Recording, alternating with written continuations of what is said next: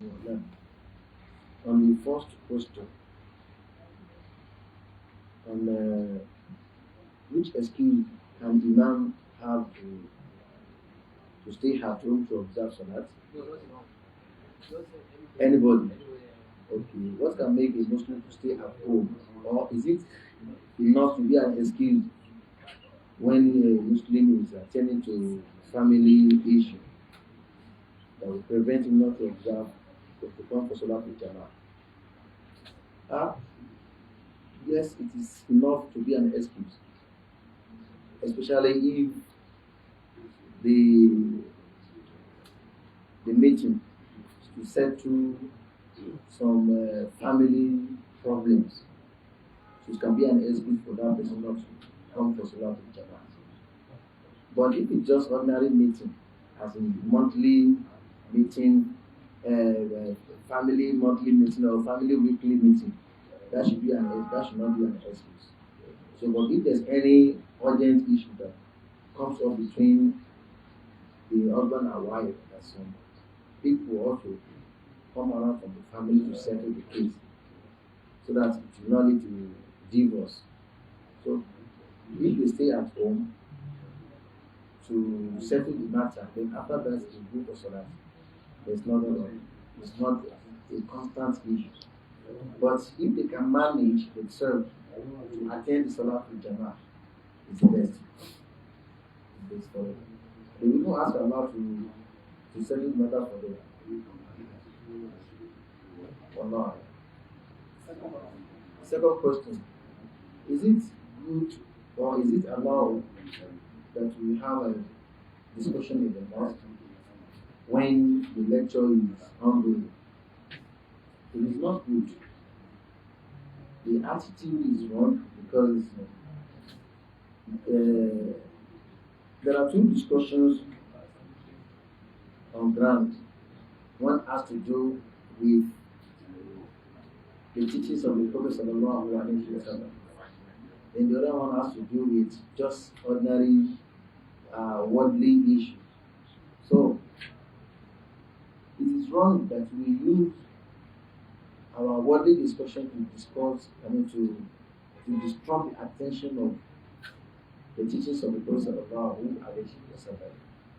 It is wrong to do that. There are many narrations of that. Even it happened that Allah subhanahu wa ta'ala rebuked some people for raising their voices above the voice of the Prophet sallallahu alaihi wasallam. And Qadi Iyad in his book Shifa, when he was talking about the rights of the Prophet, one of the points he raised is that even those who do not have the opportunity to meet the Prophet sallallahu alaihi wasallam, that is we, that Prophet had died before we came, we still need to give respect to wherever the statement is made. Allah says, Ya ayyuha alladhina amanu la yarfa'u aswatakum fawqa sawti an-nabi. Don't allow your voices to supersede, to go above the voice of the Prophet sallallahu alaihi wasallam. So if Prophet was not alive, his statements, his reports, everything are available. So we need to respect his statements, the verses of the Quran, the hadith of Muhammad as we respect, as the companions respected him during this time. So when the lecture is ongoing anywhere, one should listen or one should go out. It will be wrong when the lecture is ongoing. You not be in the mosque, you not listen to lectures, then the next thing you are talking on the worldly issue. So it is wrong. This is not Islamic culture. It's not Islamic practice. Now, question. Two questions. There's a friend of mine. His wife has been sick for some months. So, one of our parents, we told this my friend that Alpha, you know that if this your body still blood now, you must give it to her. You know you are bringing some things, you say you should know But we now, we want to give it to her. And it's a compulsion that has something haram. That's if not, your name, if our daughter should die. So this person says it's complete now. It's a tribal incest. What should we do? Now, alhamdulillah, salatu wassalam ala rasulullah.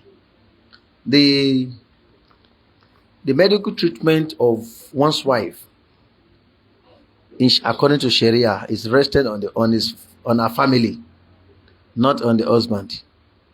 That is, if a wife is sick, it is the family of that wife in Sharia that's supposed to take care of the wife, not the husband. But normally, no husband will just be looking like this when his wife is sick. You know, you pay attention, you take her to hospital, pay the necessary bills. But in Sharia, it is not your right. It is not the duty on you. It is a duty on the family. Do you get it now? We're talking of the right of women now. The right of the wife, housing, eating, drinking, then clothing. Health issue is not there. It is the duty of the wife, of the family of the wife. But you know, it has become part and parcel of our responsibilities that when our wife falls sick, we cater for them. We take them to hospitals. It is good, but it's not our duties. So, after making all efforts, and the effort does not yield positive, so the next thing, the family of the wife said that they want to give her juju. So, and they've been bringing some that the husband is rejecting. So if they want to give her what is haram, will the husband allow them to do that? No, you must not allow them. Even their own daughter, who happens to be the wife, should not take that from them. وَمَنْ يَتَوَكَّلْ عَلَى اللَّهِ فَهُوَ حَسْبُهُ. Whoever that relies on Allah subhanahu wa ta'ala, Allah will be enough for him. So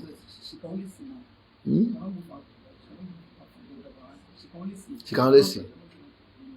Okay, if her sickness is up to that she cannot see anything, she can only see. So far she has that sanity, the sense is still there, then she must not allow anything brought that contains haram. But if they forced her to take it, and eventually she takes it, the sin is not on her. Do you get it now? The sin is not on her. That's what we are saying. That we need to employ the principle of tahliyah wa tahliyah. We need to cleanse everything we have in our heart before we start bringing the Islamic Iman, Islamic Aqidah into it.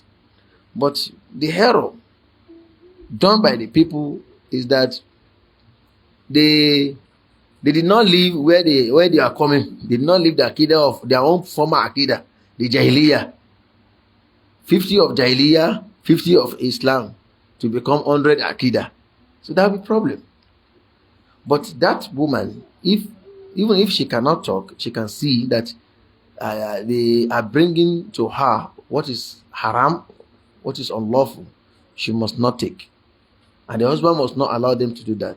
And if the wife, their daughter, is forced to take it, the sin is not on her, it's on them, it's on the family. Now,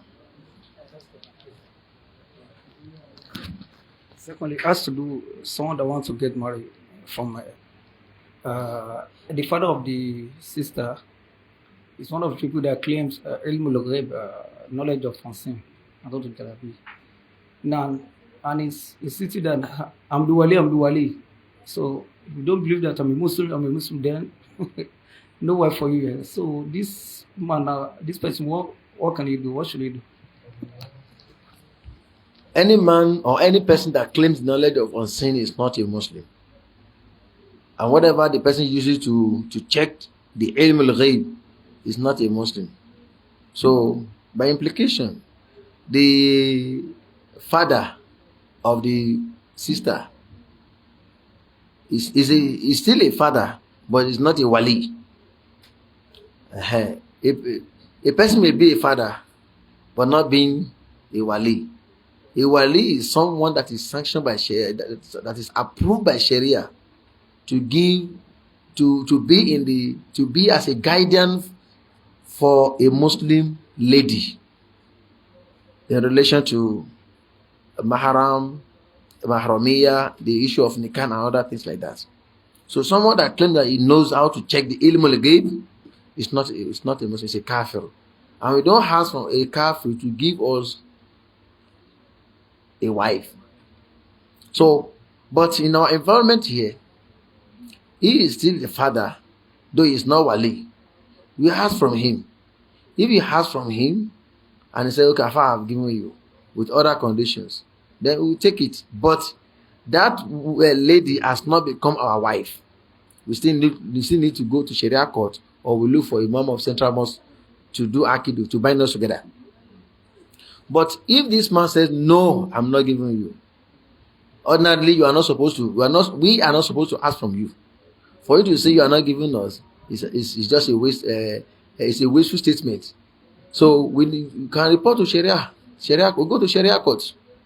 So the sister will not go to Sharia court to report. They will invite him. Why did he refuse? No any excuse. But Yoruba will say, Akin ti court de kadore. If you take somebody to court and you return home, you will never be friends again. That's Yoruba adage. So instead of you take the sister taking his father to Sharia court, it's better you look for people around the family that can talk to the father. So if the father say, okay, no problem, I've given you a hand, you now look for another wali to bind both of you together.